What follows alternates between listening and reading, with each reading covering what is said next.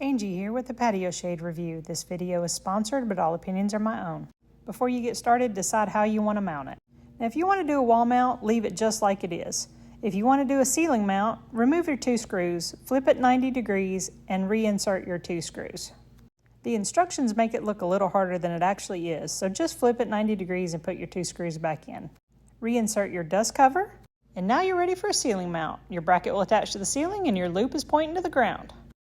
Next is to attach rods A1 to A2. This is what your shade will actually slide into. You slide those together and then you're provided 4 small screws that just screw in to secure it.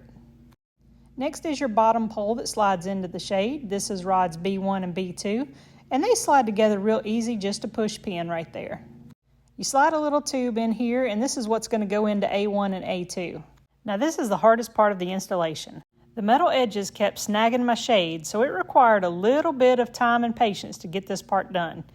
Once you get it in there, pop on your plastic end cap. Next you'll get a measurement on your brackets, install those in the wall or ceiling, and slide your tube into the brackets, clamp that bracket down, attach your handle and your bottom bar, bungees if needed.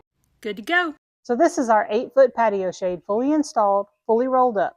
You can remove this handle over here if you want to. It's just a hook and loop install at the top there. So you don't have to leave it hanging there if you don't want to. So let's see what it looks like when it's rolled all the way down.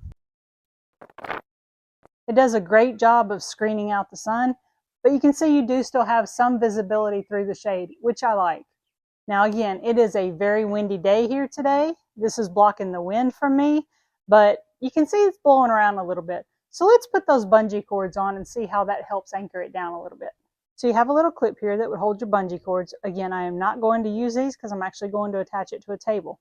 Your bungee cord attaches to that bottom pole on your shade, and it just clamps on just like that. And then this would go into your clamp, just like that. So you're tethered with a little bit of stretch.